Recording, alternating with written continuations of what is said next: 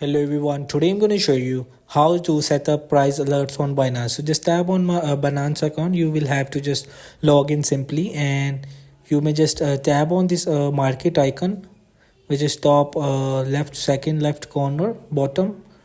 So just tap on this, and after inside you will see there are coins.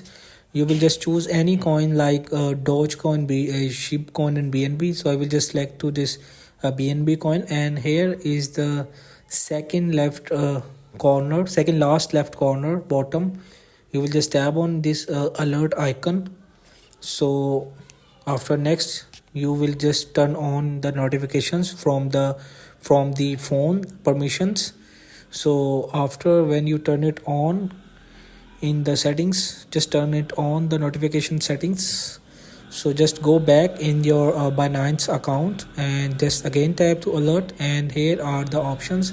So I will just choose the price rises above. When price rises above, if the prices increase, they will send you a notification and you can select daily basis. So just select it and just tap on this yellow button. So hope this video helped you. Please don't forget to like and subscribe and get notified for more videos.